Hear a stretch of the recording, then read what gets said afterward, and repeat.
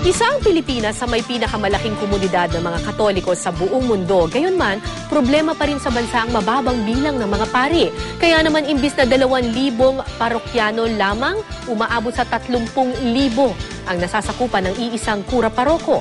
Si Trisha Zafra on assignment.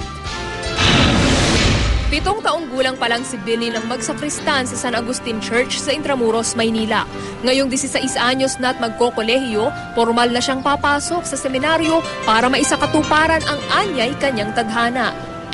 Magapari ba? Parang hindi, parang gano'n. Pero in a past few months, yung mag-graduate na ako, parang tatawag yata ako ng Diyos. Kailangan pumasok. Sa San Agustin Seminary kung saan gugugulin ni Billy ang 12 taong formation para maging pari, nasa 10 kada taon lang ang nagiging ganap na pari. Maliit na bilang kung titingnan pero kung tutuusin, mataas na ito kumpara sa average na 2 ordination kada taon sa bawat isa sa 89 na seminaryo sa buong Pilipinas. Pero kumukonti na nga ba ang tinatawag sa bokasyong ito? Kung susuriin ang datos ng Catholic Bishops' Conference of the Philippines, hindi bumababa, kundi bahagya pa ngang tumataas ang bilang ng mga pari mula 2008. Gayon din ang bilang ng mga seminarista. It has always been low, so what can you're already below? Will you still decline? Ayon sa church historian na si Father Jose Arcilla, huli na raw kasi ng payagan ng simbahang Katoliko ang mga non-European na magpari. So native-born Filipino candidates were supposedly, by their law, not allowed to become priests. And when they say native-born priests, not Indios, but Chinese mestizos. Because they were the ones who could go to higher education. Kaya naman kahit sa Pilipinas kung saan makikita ang pinakamalaking komunidad ng mga Katoliko sa buong Asya, kulang na kulang pa rin ng mga pari. Ayon sa CBCP, dapat ay may isang pari sa kada 2,000 parokyano. Pero sa kasalukuyan, umaabot sa 30,000 ang nasasakupan ng isang kura paroko. Sa totoo lang, ang ma-reach lang ng pari na isa sa 30,000 ay kung sinong pumunta doon sa kanya.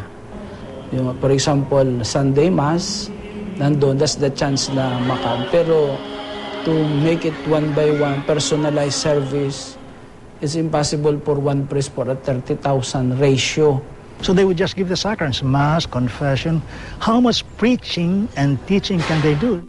Marami man daw pumapasok sa seminaryo. May ilang umaayaw na sa kalagitnaan. Gaya na lang ni Paul Henshaw na 5 taong sumailalim sa formation bago lumabas ng seminaryo noong 1996. Kami po ay mahirap lamang.